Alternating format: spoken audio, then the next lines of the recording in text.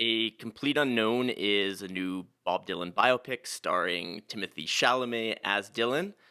And the question is, can Tiny Tim pull it off? You tramped all the way from Minnesota. Why is that? I wanted to catch a spark. Look, I should probably preface this review by saying that Highway 61 Revisited is my most listened to album of all time. When I was living in England for a couple of years, I bought an old car that only had a tape player.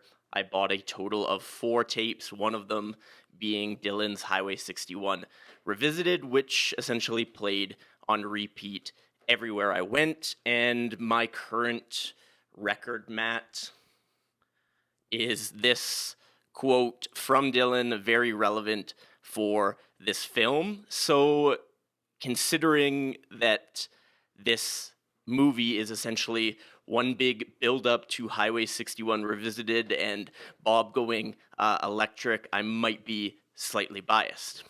Still, I think I can put on my metaphorical Dylan cap of objectivity here and still talk about this movie, A Complete Unknown.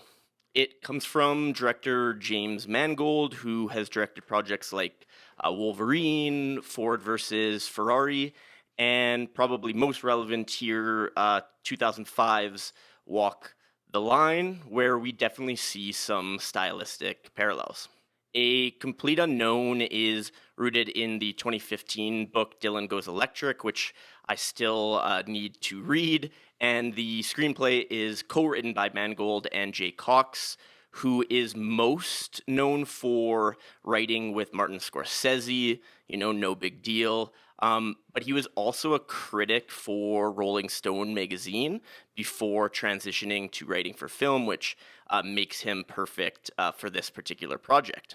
With these two kind of behind the story here, we're given a very solid foundation. I will get to Timothée Chalamet's performance in a bit here, but I think it's important to acknowledge the cast as a whole as well. We have a pretty stacked list of actors here. Edward Norton as Pete Seeger. Elle Fanning does a great job as Sylvie, which is a play on Dylan's girlfriend, Suze from the time, and apparently Dylan himself, who served as an executive producer on the film, requested not to have the real name used. We also have Monica Barbaro as Joan Baez, Scoot McNairy as Woody Guthrie, just to name a few. There's many more.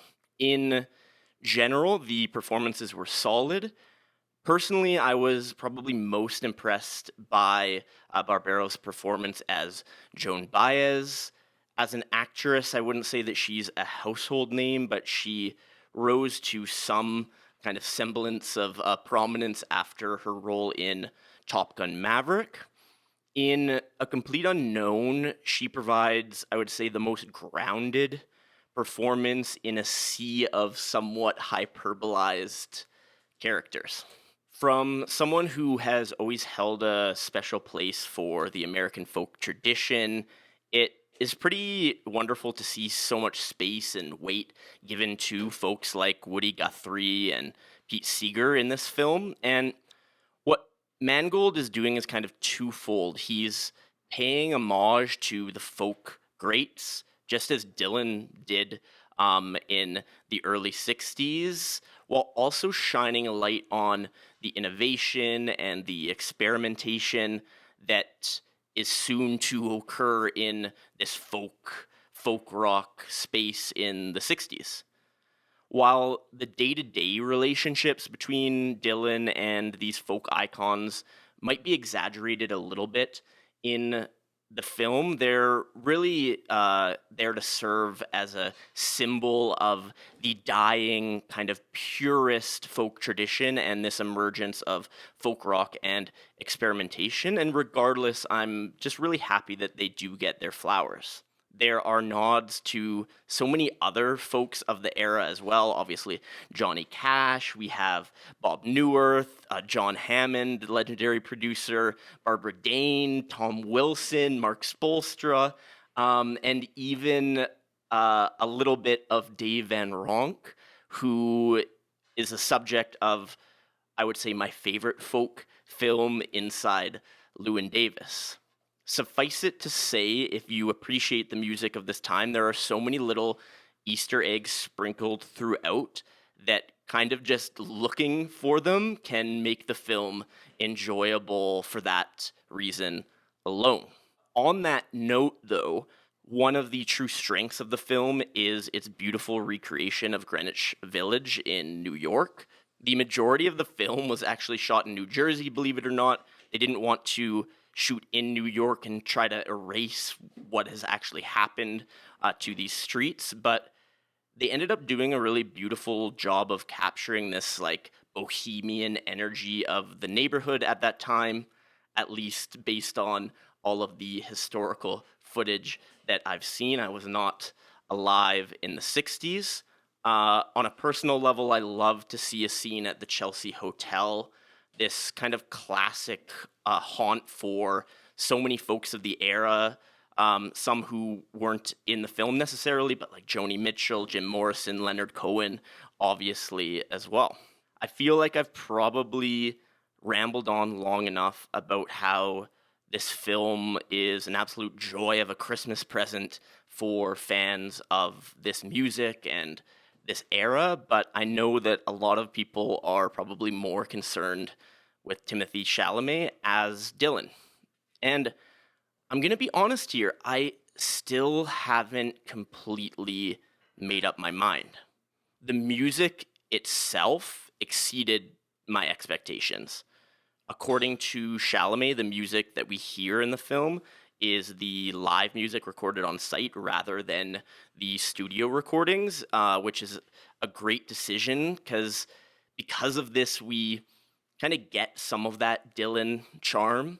It's imperfect, but it's really beautiful. I close my eyes literally at various times throughout the film, and you do kind of feel transported.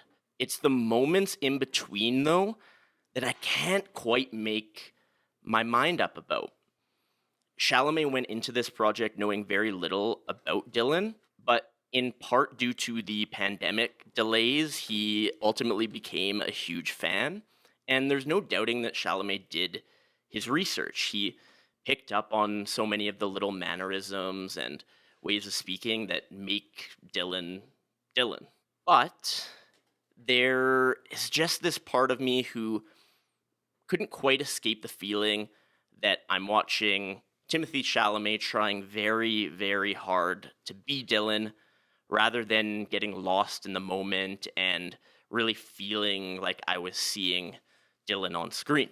And to be fair, it's a pretty monumental task to truly embody Dylan.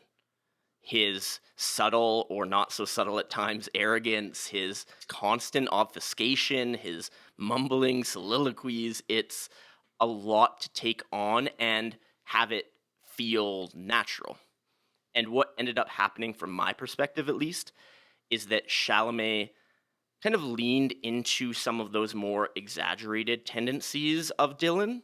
Not that they were untrue, but as a result of leaning into these particular aspects, he makes himself into a little bit of a hyperbolized version of the songwriter, of the artist. Still, there are some moments, normally from a side profile with the tousled hair and this look of mystery, that I really did see Dylan. At the end of the day, A Complete Unknown is definitely worth a watch, particularly if you have an interest in the music and the culture of the 60s, especially in New York's Greenwich Village. And I know, for one, that I'll be going back to revisit that classic Highway 61. Thanks so much for watching. Happy holidays. Have a wonderful day. Subscribe, like, comment, all those things are very helpful to me. And watch the next one when it comes out. Cheers.